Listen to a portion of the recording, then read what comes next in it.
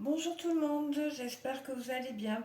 Je vous retrouve pour une petite vidéo où c'est que vais vous parler des énergies du mois de juin. Donc, qu'est-ce qui, énergétiquement, ce que je peux dire d'après ce que je perçois, et ça m'appartient, donc vous prenez que ce qui résonne en vous et si ça vous parle pas, vous zappez. Donc voilà. Donc, mois de juin qui porte le nombre 6. Alors le 6 nous parle de quoi? Il nous parle d'harmonie, d'amour, de choix et de responsabilité. Le 6 porte une énergie yin. Il a pour élément la terre. C'est une énergie vibratoire mitigée, comme quand on doit faire des choix, il peut y avoir des doutes, des incertitudes qui apparaissent. C'est normal.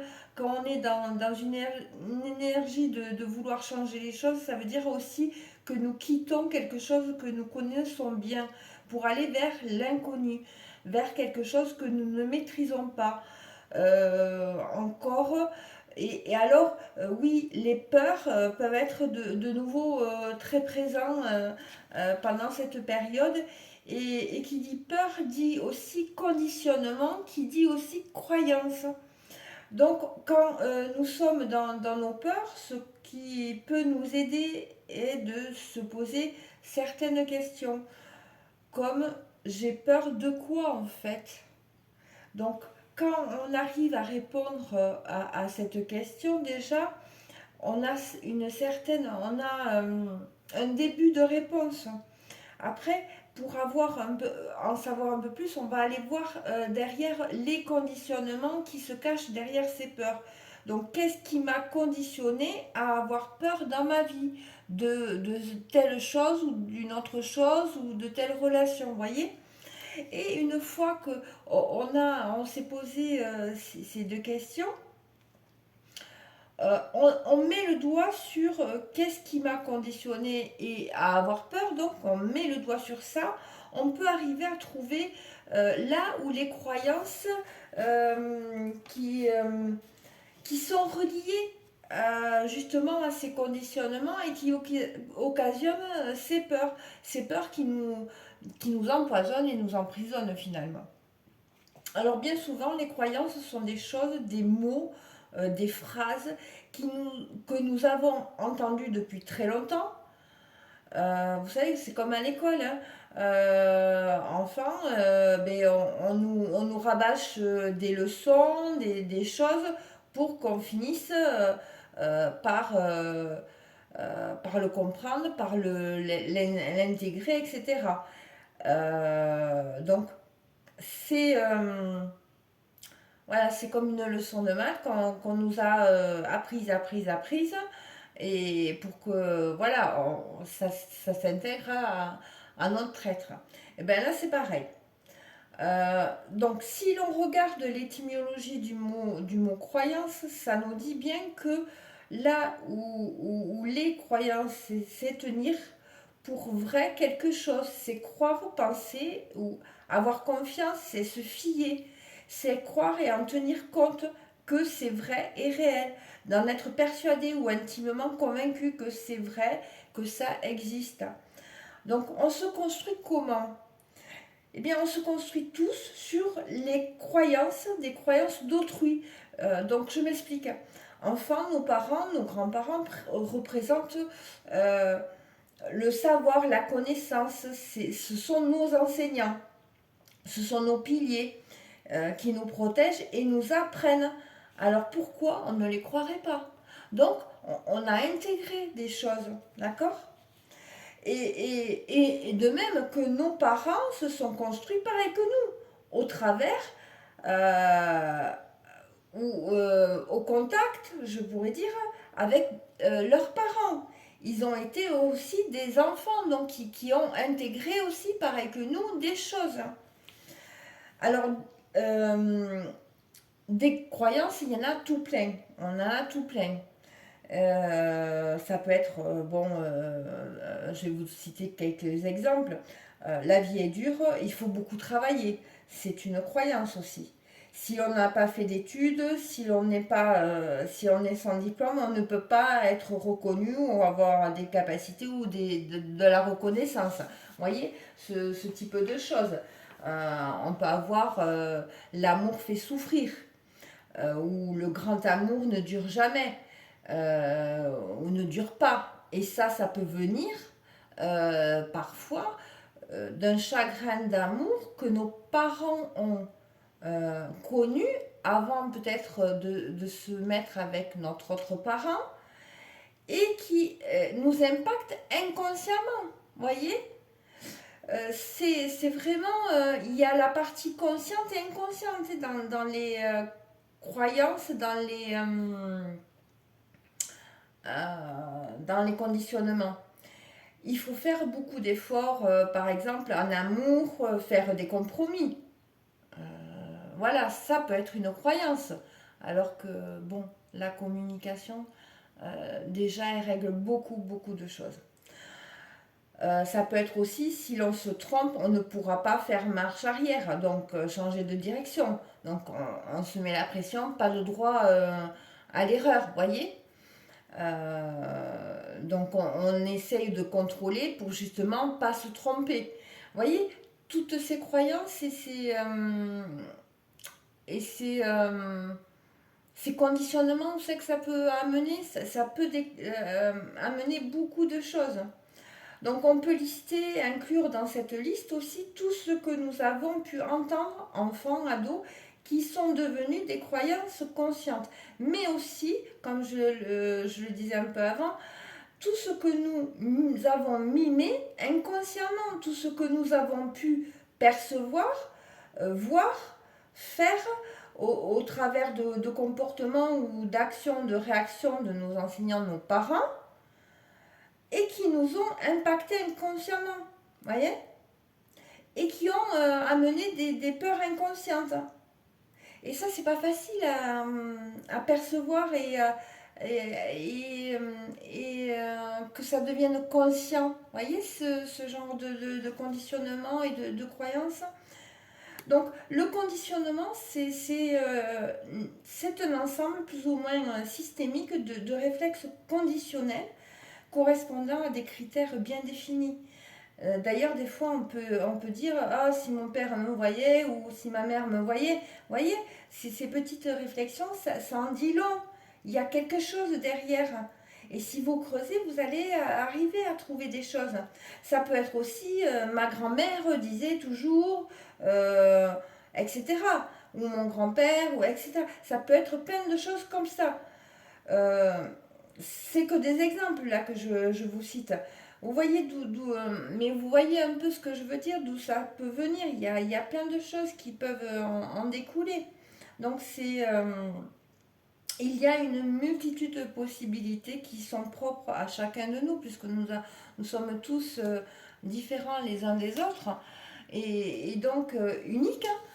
Et nous avons vécu des choses, et même deux personnes de la même famille, des frères et sœurs ou deux sœurs, n'auront pas vécu euh, la même chose. Pourtant, elles auront côtoyé les mêmes personnes, mais elles n'auront pas intégré de la même façon, vous voyez. Donc, c'est vraiment propre à chacun. Et c'est dur de se sortir de ces conditionnements parce qu'ils nous ont construit, que l'on n'a connu que ça. Alors oui, on a peur d'en sortir, c'est normal, et ça explique aussi que nous répétons les choses parfois. Il faut s'y reprendre à plusieurs reprises pour justement couper avec ces conditionnements et ces croyances. Et donc nos peurs, apprivoiser nos peurs. Et c'est ok, d'accord. Alors si je peux vous donner un conseil pour ce mois de juin, c'est de vous faire une liste de ces phrases, de ces mots que vous avez que vous avez souvent entendus ou que vous avez même prononcé à votre tour. Ça arrive parce qu'à force d'avoir entendu des choses, eh bien on répète. Hein. Les enfants, ils miment beaucoup. Hein. Et nous avons tous été enfants. de vous faire un tableau en listant vos peurs, en vous demandant de quoi j'ai peur, de regarder les conditionnements qui peuvent se cacher et peuvent cacher ces peurs, et ensuite d'essayer de les relier à des croyances qui possiblement ne vous appartiennent pas, mais que vous avez acquis à votre tour et que vous vous êtes approprié. Et je suis persuadée que vous allez pouvoir justement arriver à désamorcer des peurs qui vous paralysent et dépasser des blocages et des nœuds. Et là, il est bien question de ça.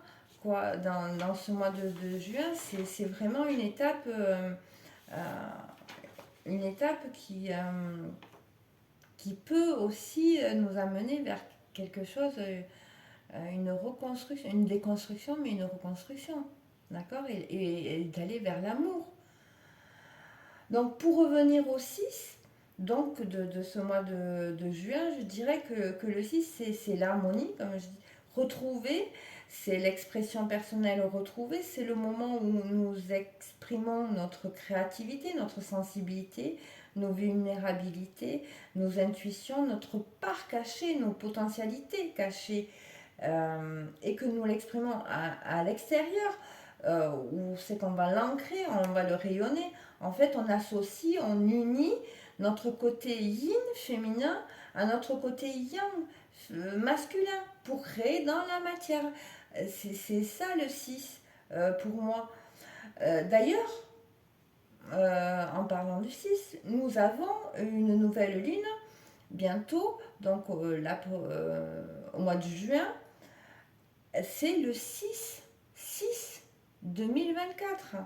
C'est lors d'un portail et elle se trouve justement en Gémeaux, qui peut aussi faire référence à nos deux polarités, voyez, le yin et le yang, la réunion du yin et du yang, c'est la réunion ou l'union, tout simplement. C'est une nouvelle lune qui va être au même moment se trouver au même moment avec l'ouverture d'un portail très puissant, le portail du 6-6. Donc c'est ce portail justement du 6-6. Donc le 6-6 en référence au tarot, donc ça représente les amoureux, c'est l'union du yin et du yang, de la femme, du féminin et du masculin aussi. Voilà. Donc en nous, mais aussi à l'extérieur de nous, avec une autre personne. Voyez.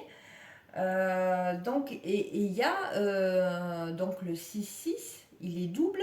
Donc comme si on nous disait, voilà, c'est pour deux personnes, deux âmes qui sont reliées. Il y a une harmonie possible. Et 2024, nous avons le 8. Le 8 qui représente aussi tout ce qui est karma, qui est le pouvoir de réalisation personnelle. Le 8, c'est aussi l'équilibre entre les deux plans. Donc entre la terre et le ciel, entre les plans inférieurs et les plans supérieurs. Voyez.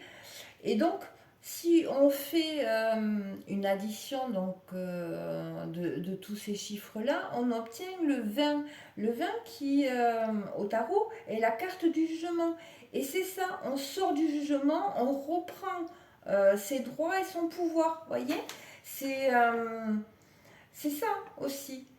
Après, ce que je pourrais dire, c'est... donc ça, c'est vraiment, je dirais, un moment fort au mois de juin. Cette nouvelle lune, elle arrive avec des énergies vraiment puissantes et avec ce portail, il y a des énergies de renouveau, d'harmonie et d'amour qui vont être impulsées, qui vont vraiment nous aider. Et ce que je pourrais dire aussi, c'est quand on parle du 6 on parle souvent aussi, le 6 c'est la responsabilité et les obligations. Mais pourquoi? Eh bien pour moi, et ça ce n'est que ma pensée, vous pouvez prendre ou laisser, hein, les obligations sont ce qui nous contraint bien souvent à donner, à faire et, ou à ne pas faire quelque chose. Donc obligation, dans obligation, il y a obligatoire. tu n'as pas le choix ou je n'ai pas le choix. Vous voyez? Donc obligation, déjà c'est un nom féminin, donc yin, comme le 6, hein, qui est en lien avec le droit. Donc quand je vous dis le droit d'être, le droit de faire, c'est satisfaire à ses obligations par devoir moral ou social et aussi par lien. Donc par lien, j'entends loyauté familiale, par exemple. Donc, et la responsabilité qui est portée par ce 6, qui est aussi liée au droit d'être et de faire. Pour moi, cela cache possiblement, et dans certains cas, des obligations conscientes ou inconscientes euh, que je viens de vous parler. Chaque cas est différent, hein, nous sommes tous différents, je vous l'ai dit aussi. Donc, moi, je dirais, moi, ce que j'aurais envie de vous dire, vous n'avez aucune obligation et responsabilité, ne serait-ce qu'envers vous-même. Euh, celles, les premières responsabilités que vous avez envers vous-même, c'est d'être pleinement vous, de rayonner qui vous êtes et de faire ce que vous dicte votre cœur. C'est l'endroit ou le moment où, vous savez, où l'on se dit, ben, non mais, ok, j'ai toujours fait comme ça, et là, si je faisais autrement, d'accord. C'est le moment, c'est ce moment-là, le mois de juin, c'est, et si je faisais différemment, et si j'osais, et si je prenais mon courage à deux mains, et que, ouais, je faisais autrement, je faisais différemment. Et c'est pas grave si je me plante. Ben, j'aurais au moins compris quelque chose. Voyez. Donc je vous dirais, lancez-vous. Qu'est-ce que vous avez à perdre et qu'est-ce que vous avez à gagner? Ce sont aussi deux questions que vous pouvez poser. Qu'est-ce que vous avez à perdre et qu'est-ce que vous avez à gagner? D'accord. Il n'y a que vous qui pouvez avoir ces réponses-là. Mais voilà ce que j'avais envie de vous dire pour ce mois de juin. Après, je vous ai fait un petit dessin. Alors, je ne suis pas très douée en dessin, ça fait très longtemps que je n'ai pas dessiné, mais ce petit dessin, bah, il explique beaucoup de choses, donc je vais vous le montrer. Alors, je ne sais pas, j'espère que vous allez bien le voir. Si vous pouvez vous faire un arrêt sur image, comme ça, vous pourrez... Donc, sur ce dessin, vous voyez, j'ai fait un rond, donc, et je l'ai partagé à l'horizontale en deux parties. Le bleu, il représente le yang, donc le conscient, l'extérieur, le diurne, on va dire. La partie du bas, c'est la partie nocturne, l'inconscient, l'intérieur, et qui représente le yin. D'accord. Mais ce cercle, il est aussi partagé à la verticale. D'accord. À l'horizontale. Donc l'horizontale, c'est le plan de la matière.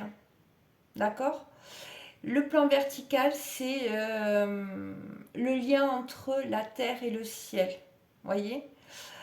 Donc, voyez, il y a 1, 2, 3, 4, 5, 6.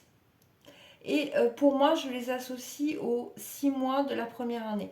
Et dans les 6 mois de la première année, vous voyez, on est dans la partie, donc je dirais, inconsciente et nocturne. Vous voyez, la partie intérieure. Mais dans cette partie intérieure, vous pouvez voir là que j'ai bien distingué deux couleurs. Donc le bleu qui est associé au yang et le rouge qui est associé au yin. C'est-à-dire que autant la partie yin est aussi elle-même partagée en deux polarités. Il y a aussi le yin et le yang dans la grosse partie yin. Je ne sais pas si je m'explique bien. Et pareil, mais là je ne l'ai pas fait parce que je dirais c'est... là je voulais m'arrêter au mois de juin, donc voilà. Mais c'est l'équivalent pour la grosse partie yang, je dirais. Et donc les 3 premiers mois de l'année, donc on appelle l'hémisphère oriental. C'est aussi le mois actif et où on va travailler l'indépendance. C'est le côté moi personnel qui c'est le réveil de la conscience. Donc là, vous voyez, les premiers mois de l'année, on a travaillé vraiment sur notre identité, qui l'on est. En suivant, donc au cours jusqu'au mois de juin, je vais faire donc le deuxième mois, si vous voulez, en gros, on a travaillé tout ce qui avait de la valeur pour nous. Et le troisième mois, c'est comment on a compris les choses. Quatrième mois, ce que nous avons reçu de notre famille, les héritages qu'on a pu recevoir. Donc ça aussi, on nous a fait travailler. Et ce travail, c'est vraiment en lien avec les pleines lunes et les nouvelles lunes. Vous voyez, ça amène des énergies, ça brasse les énergies justement pour qu'il y ait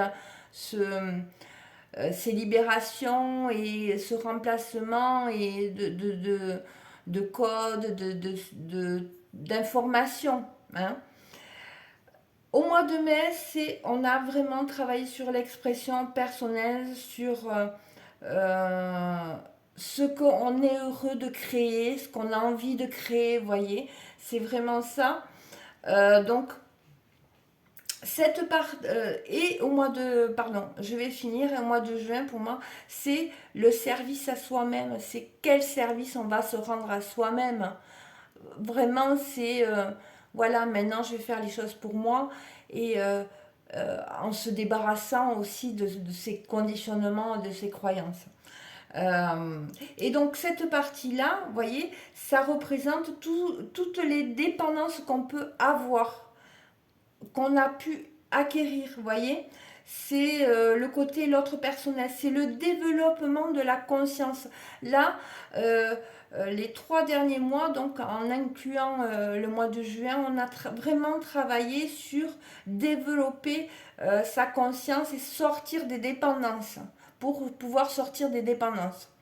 Donc voilà. Et là, vous voyez, c'est ce que, en référence, souvent je vous parle de la fleur, de la graine, etc. Mais vous voyez, c'est la petite graine là qui s'est retrouvée en plein milieu. Elle a dû trouver qui elle était, la valeur, qu'est-ce qui avait de la valeur pour elle, comment elle comprenait les choses pour pouvoir justement se développer, euh, exprimer, oui, exprimer, en exprimant on se développe. Et, euh, et là, la petite graine, elle est prête à sortir de terre, voyez.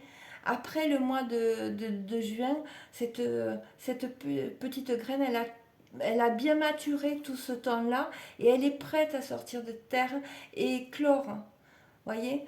C'est comme ça que je le perçois et que je souhaitais vous le partager. Donc voilà, je suis pas Dieu, je ne sais pas tout. Euh, Il y a des choses que je comprends et je vous partage mes compréhensions. Par contre, voilà, peut-être que chez vous, pour vous, ça peut vous amener ailleurs. Voyez, c'est quelque chose qui va résonner dans cette vidéo, va vous amener ailleurs. Ou ce ailleurs, c'est l'endroit ou le chemin pour vous. Voyez, donc ne vous arrêtez pas, ne vous enfermez pas sur ce que je peux dire, ce qu'on peut entendre en règle générale, mais c'est justement juste un petit pouf, vous voyez, un petit élan pour vous amener ailleurs. C'est comme quand on bouquine des livres. Hein. On bouquine des livres, ça nous fait prendre conscience de certaines choses, ça nous fait réfléchir, avoir une réflexion, et ça va nous amener ailleurs, à une autre compréhension qui n'est même pas dans ce livre, on n'en parle même pas dans ce livre, mais ça va nous amener ailleurs. Et ce ailleurs va nous amener encore ailleurs. C'est dans ce sens-là. Voilà. Donc voilà ce que je voulais vous partager pour les mois, pour le mois de juin, pour les énergies du mois de juin. Donc voilà, j'espère que en tout cas ça aura pu vous donner quelques informations qui peut éventuellement vous aider. Je vous embrasse et je vous dis à bientôt. Bisous.